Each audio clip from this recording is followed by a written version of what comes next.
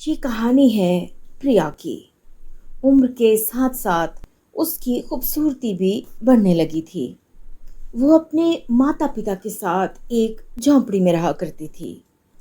एक दिन उसके माता पिता की एक दुर्घटना में मौत हो गई। उसके माता पिता की मौत से प्रिया को बहुत बड़ा सदमा लगा। उसकी दिमागी हालत धीरे धीरे बिगड़ने लगी।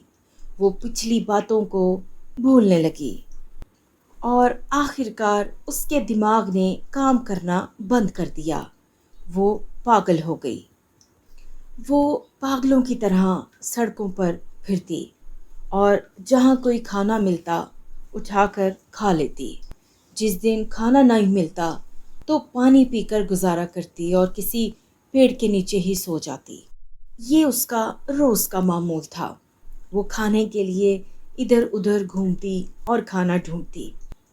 एक दिन खाना ढूंढते ढूंढते वो बहुत दूर निकल गई। उस दिन सड़क के किनारे तीन लड़के अनिल, अजय और राहुल खड़े होकर बातें कर रहे थे।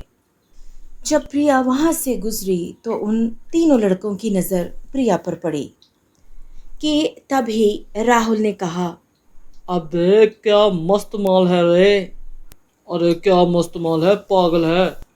अरे पागल है तो क्या हुआ, मस्त माल है। ऐसा बोलते बोलते राहुल प्रिया के पीछे गया और थोड़ा आगे जाकर उसे रोककर कुछ खाने को दिया। प्रिया ब्रेड ऐसे खा रही थी जैसे 2-3 दिन से भूखी हो।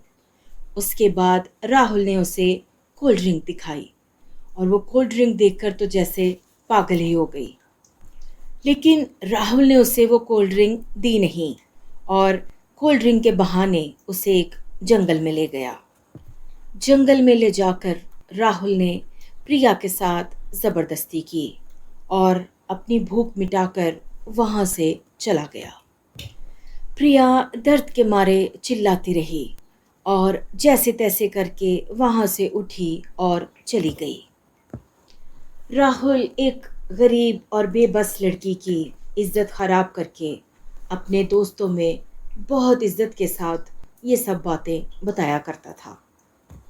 तभी एक दिन एक दुकान के पास वो तीनों लड़के बैठे हुए थे कि जब दोबारा उन्होंने प्रिया को वहां आते हुए देखा। प्रिया उस दुकान वाले से कुछ खाने को मांग रही थी, लेकिन दुकानदार ने उसे कुछ भी खाने को नहीं दिया और मारपीट करके वहां से उसे भगा दिया। लेकिन राहुल का दोस्त अनिल ये सब देख रहा था। तभी अनिल ने सोचा कि क्यों ना इस लड़की का फ़ायदा उठाया जाए। वो एक ब्रेड लेकर उसके पास गया।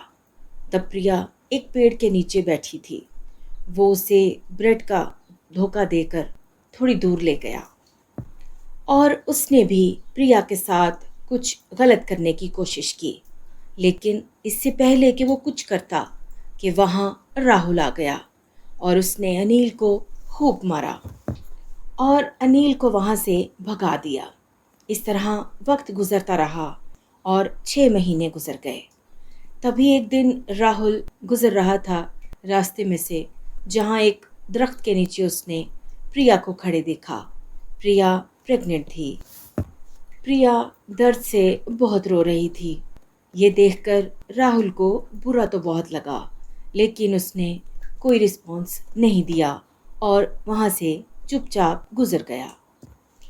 एक दिन एक दुकान के बाहर तीनों दोस्त खाना खा रहे थे कि तभी वहाँ प्रिया आ जाती है और अनिल से खाना छीनकर खाने लगती है। लेकिन अनिल तो जैसे भरा बैठा था। उसने प्रिया को धक्का दिया, उसे 2 थप्पड़ भी लगाए और वो नीचे जाकर गिर गई। राहुल को ये सब देखकर बहुत बुरा लगा और उसकी अपने दोस्त अनिल के साथ बहस शुरू हो गई।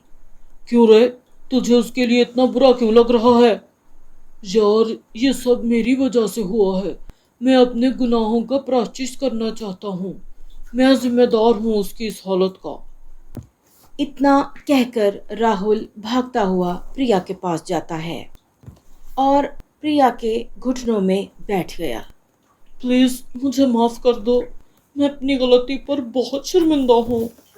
और उसी वक्त उसने प्रिया से शादी कर ली और उसका ट्रीटमेंट एक अच्छे हॉस्पिटल में करवाने लगा। धीरे धीरे अच्छे इलाज की वजह से प्रिया ठीक होने लगी और चंद ही महीनों में वो बिल्कुल नॉर्मल हो गई। अब प्रिया, राहुल और उनका बच्चा हंसी खुशी जिंदगी गुजार रहे हैं।